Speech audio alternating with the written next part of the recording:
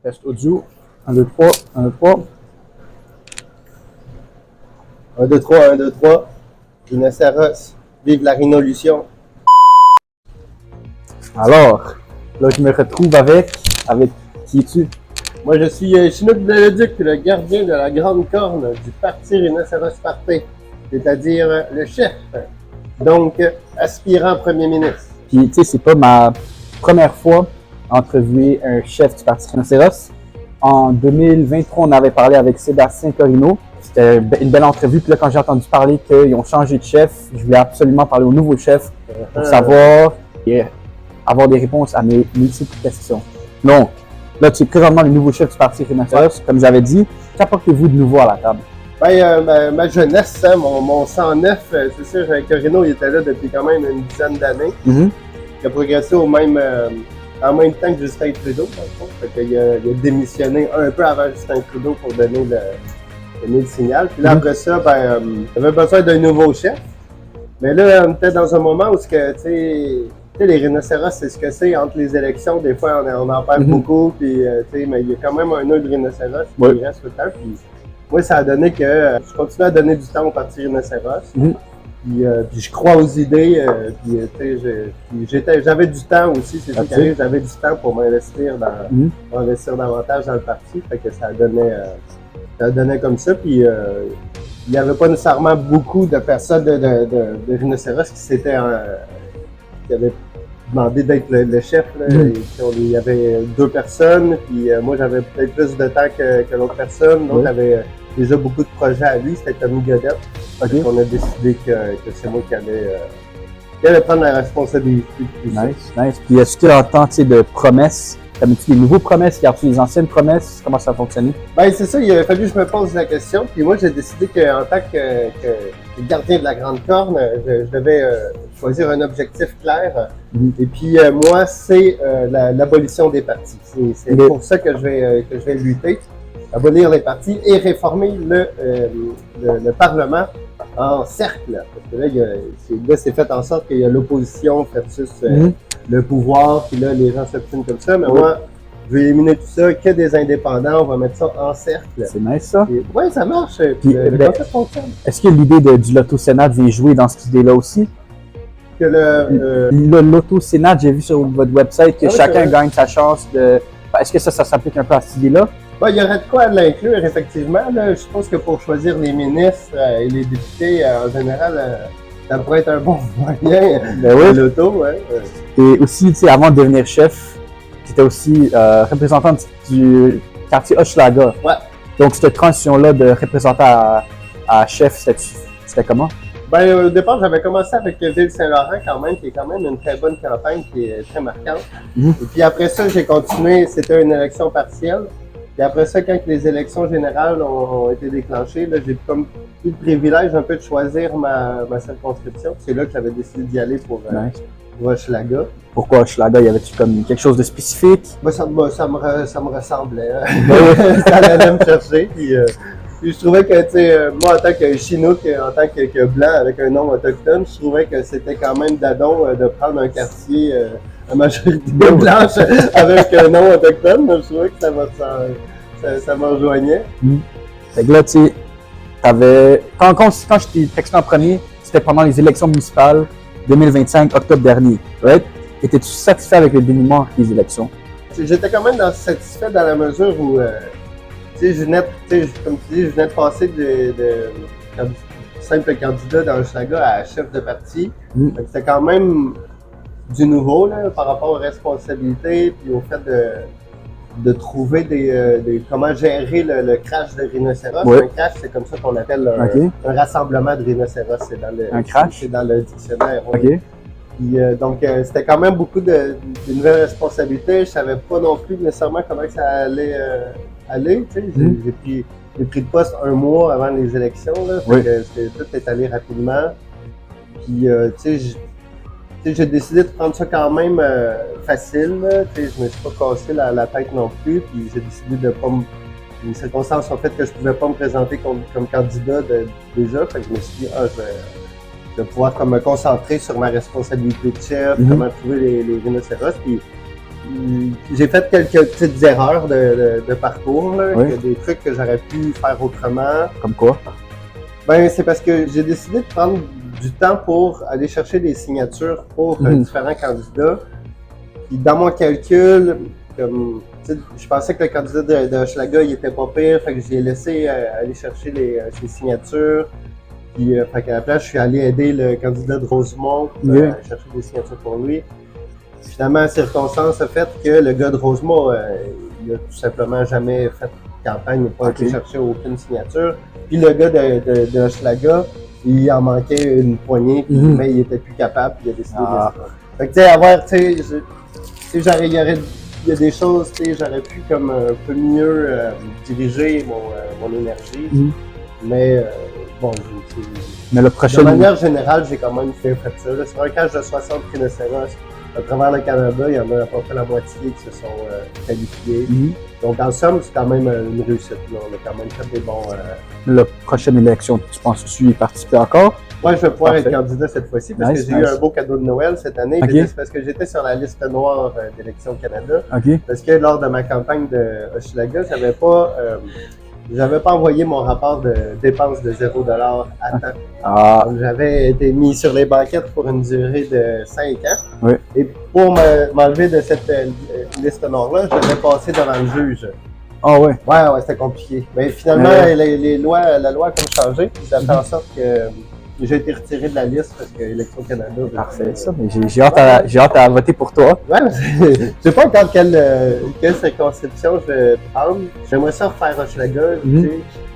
Mais en même temps, peut-être que je suis rendu habitué de faire le sale travail. Là. Comme ma dernière élection, je suis allé chercher beaucoup de signatures au centre-ville pour du Placido, mon candidat de centre-ville. Puis c'était quand même difficile. J'ai allé chercher ça en une semaine. Là, puis j'ai allé les chercher dans la boue et dans dans mes 1001 obstacles. C'était difficile, mais j'ai réussi à aller les chercher.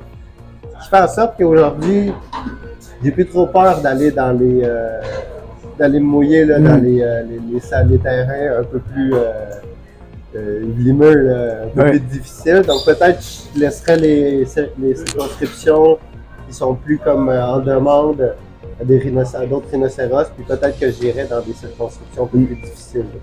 Quelque chose qui ne me dérangerait pas. Je te souhaite bonne chance avec ça. Merci. Et tu sais, les élections ils ont commencé, il me semble, Valérie Plante, elle avait démissionné ou quelque chose comme ça. Ça c'est municipal. Non, Valérie Plante. Valérie Plante, c'est Justin Trudeau. Et en premier, Valérie Plante a démissionné de la ville. Puis là, ensuite, François Legault il a démissionné récemment. Tu sais, as-tu des opinions sur la démission? C'est sûr que le Legault, j'ai jamais vraiment apprécié, là, dans le sens que j'ai toujours trouvé qu'il faisait un peu de la politique, un peu du dimanche, là, sur les ressentis du dimanche, là, sans vraiment... en tout cas, je commençais à être tanné, comme pas mal de monde, comme 90% de la population.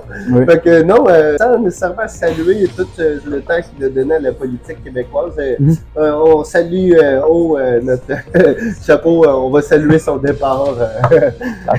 Puis celle de Valérie Plante, tu salues aussi? Oui, Valérie Plante, je dois dire... moi, il y a quelque chose, elle venait de mon coin. Moi, je viens de Rouyn-Noranda. Valérie Plante, elle venait du même coin que moi. Et puis, tu sais, moi, j'ai jamais vraiment bénéficié de grand-chose par rapport à la politique en général, là, dans la mesure où je vais presque jamais à l'hôpital, j'ai pas les moyens d'aller chez les dentistes. Puis, mais tu sais, il y a une chose qu'une politicienne a faite pour moi, c'est me donner des pistes cyclables. D'ailleurs, je suis venu en vélo. Mais, dans la neige? Oui, dans la neige. Tu as mis ton vélo? Moi, je suis près de Hochelaga, à la frontière. Attends, fait que tu as parqué ton vélo quelque part d'autre? Ouais, à l'autre côté de la rue. Ok, nice. Peut-être on pourrait aller le voir après. Ben oui.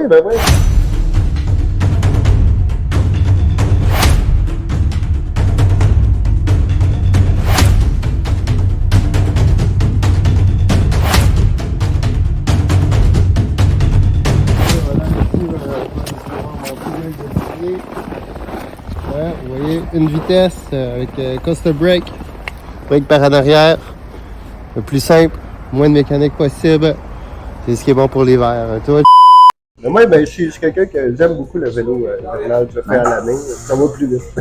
Puis, tu sais, là, revenons au parti rhinocéros. Ouais. Quand j'avais jasé avec Sébastien Corino il y a à peu près 1 an et demi, il m'avait parlé d'un plan de défense. Ouais.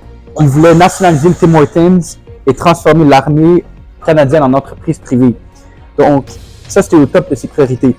Penses-tu que cette décision pourrait aider à protéger, disons, quelque part comme le Greenland? Ouais, ben c'est sûr que les politiques changent, là, surtout au rhinocéros. Ça se renouvelle beaucoup. Oui. D'ailleurs, il faut que je refasse un peu le tour de toutes les promesses.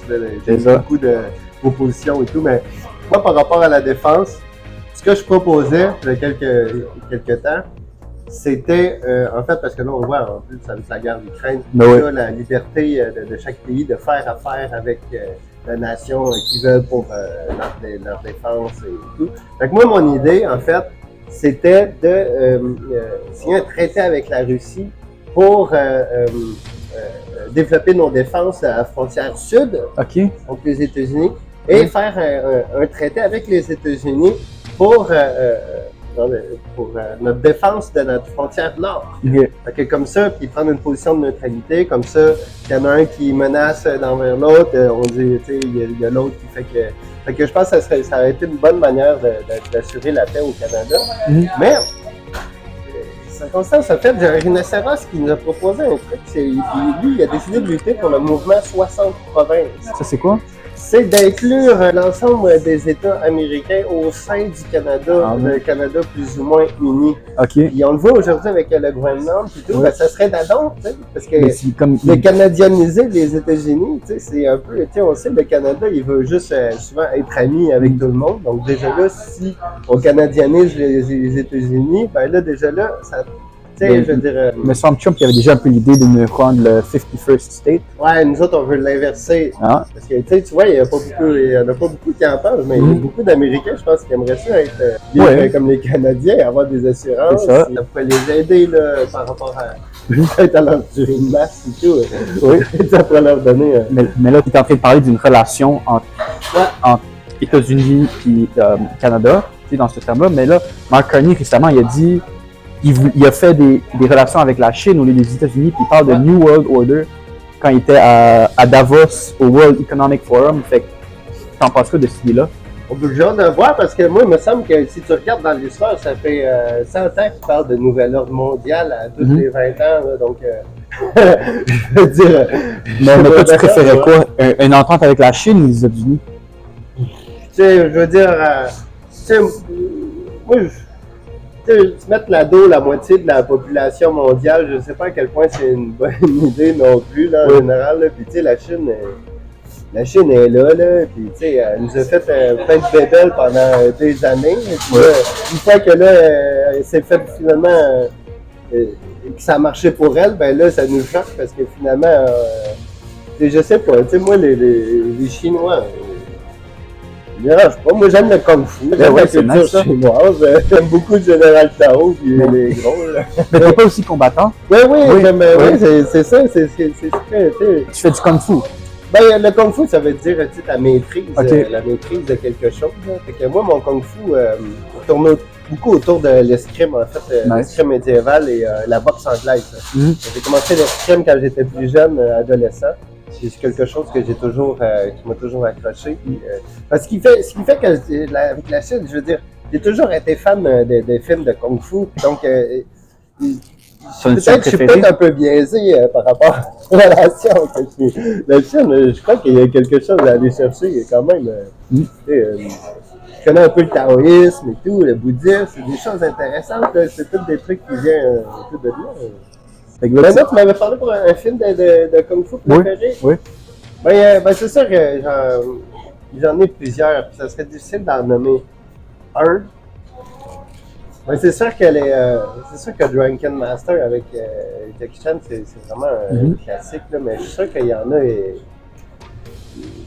C'est qu'il y en a tellement, c'est difficile d'en choisir un dans l'ensemble. Oui. Tu m'écriras un jour quand tu le trouves, tu m'écriras. Donc là, en revenant au World Economic Forum, ça prendrait quoi pour que le parti rhinocéros y envoie un délégué officiel? Ben, de l'argent. Beaucoup d'argent. Ben, ça prendrait un député, en fait. Si on avait un député, Mhm. Et on pourrait l'envoyer, on l'enverrait là-bas, c'est sûr. Là, c'est sûr que là, vu qu'on n'a pas de député, c'est un peu plus compliqué, tu sais. Parce que si on a un député, je crois qu'on a un budget discrétionnaire là, pour aller faire ces genres de trucs-là, comme ça aide.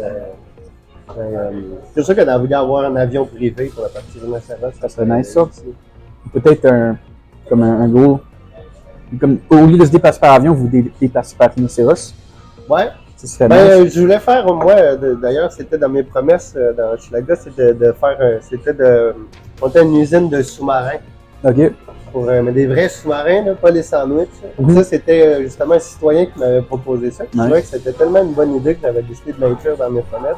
C'est que dans le fond, c'est avec le concept, c'est avec les changements climatiques. Donc, tu sais qu'il va y avoir une augmentation du niveau des eaux. Puis, Hochelaga, il va être directement touché, là, et on est juste à côté. Oui.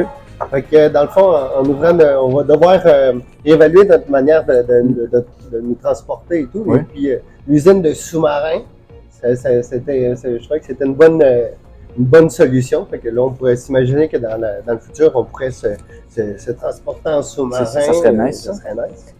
Quand tu avais dit sous-marin, on parle pas de la sandwich. Là, on mange quoi? Non, on parle, là, un Charlotte, un petit sandwich au Kawa Café. Il y a des sandwichs légendaires qui appellent. Ici, on voit un sandwich légendaire. Un petit bite le panko, le petit classique panko. Là, c'est bon, je pense que c'est la première fois que je le prenais.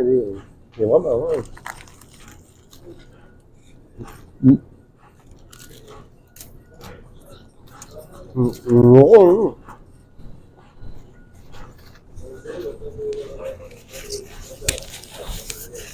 Fait que pour ceux qui checkent ça, venez au Café Kawa. Ouais, c'est bon. Des gros sandwichs, pareil.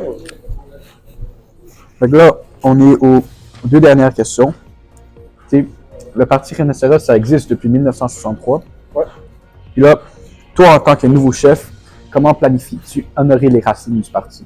Ben moi, tu sais, comme je dis, on est dans des moments où il y a des gros trucs très difficiles, très sérieux qui se passent. Puis, j'ai vu qu'il y en avait beaucoup qui doutaient au sein du parti, à savoir est-ce que c'est assez sérieux, tu sais, est-ce qu'on n'est pas mieux, genre, de savoir ça dans quelque chose de plus. Moi, j'ai décidé de l'assumer. Ouais, c'est quelque chose. J'ai décidé d'assumer le côté anarchiste, le côté anti-fédéralisme du Parti Rhinocéros. C'est quelque chose que je veux mettre de l'avant. Je trouve que dans les dernières années, il y a eu beaucoup le côté absurde, tu sais, qui est quand même, tu sais, c'est notre arme principale. Oui. Mais, tu sais, je crois que les gens ont oublié que le parti, c'était pas juste ça non plus. Il y a des racines très, justement, anarchistes et tout, très, très profondes qui vont au-delà quand même de juste de rire et d'annuler son vote, entre guillemets. Oui. C'est quelque chose que je veux mettre de l'avant puis d'assumer. D'aller chercher les jeunes plus anarchistes, plus désabusés, qui veulent lutter, mais de leur rappeler qu'il y a une voie pour eux qui n'est pas juste de rire des politiciens juste pour rire. Il y a vraiment un but, il y a un but plus grand derrière. Mais quand tu dis anarchiste, comme quel niveau d'anarchiste tu parles, genre? Ben, d'assumer que, tu sais, je veux dire, quand c'est parti, le Parti Rhinocéros, c'était un village à Sao Paulo qui ont décidé, il y avait des élections, qui ont décidé de présenter le rhinocéros du zoo à la place. Hein. Donc, ce que ça veut dire, c'est que dans le fond, eux, ils croyaient qu'ils allaient être aussi bien représentés par le rhinocéros que n'importe quel cravache. Donc, mais ces gens-là assumaient qu'ils étaient eux-mêmes capables de gérer leur société, en fait, tu sais, par des assemblées ou des trucs comme ça. Donc, c'est un côté, une forme d'anarchisme. Et je crois que c'est quelque chose qu'on peut rapporter au parti aujourd'hui, tu sais, dans le sens que on assume que le parti n'est pas la réponse, mais qu'on est là pour soulever le problème ou simplement je veux dire, l'effacer de la carte, tout foutre en l'air, mais on n'est pas là pour porter une solution nécessairement à tout ça. Mais si jamais tu veux trouver genre un rhino en personne, il y a toujours le Zoo Granby qui est ouvert, tu peux aller trouver là-bas ou quelque chose comme ça. Fait que, là, comme dernière question, qu'as-tu à dire pour conclure l'entrevue, des promesses pour le futur, etc.? Écoute, comme je dis, il y a quelque chose, je crois que aujourd'hui, on voit beaucoup les problèmes d'impérialisme et tout ça, puis crois qu'on est dans un temps où il y a des rhinocéros, il n'y en a pas juste au Canada. Hein. J'ai remarqué depuis le moment que je m'investis en politique, qu'il y a des rhinocéros, il y en a partout dans le monde. Hein. Ils sont nombreux. Hein. Ouais. On est presque la moitié de la population. Je dirais que 50% de la population mondiale sont des rhinocéros. Yeah. Et puis, je crois qu'il est temps que tous ces gens-là s'unissent ensemble pour créer la grande rhinolution mondiale. Nice. Ouais.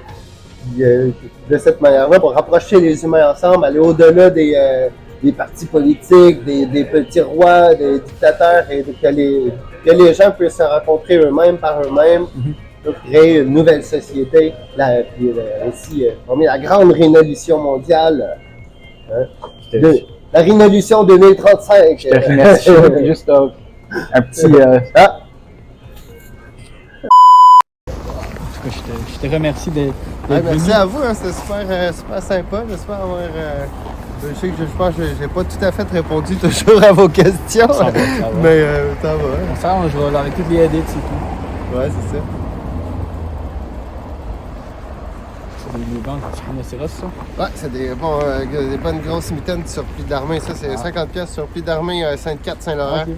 Vous avez besoin de bonnes grosses mitaines d'hiver, là. C'est là qu'il y a le mieux. Ouais, OK. C'est ça, je vais m'en aller.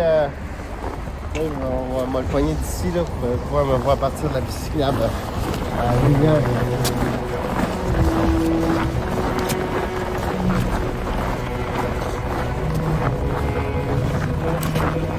À bientôt, monsieur Chinook. Ah. Au revoir! Soyez prudents sur les routes! Oui. Merci beaucoup, hein!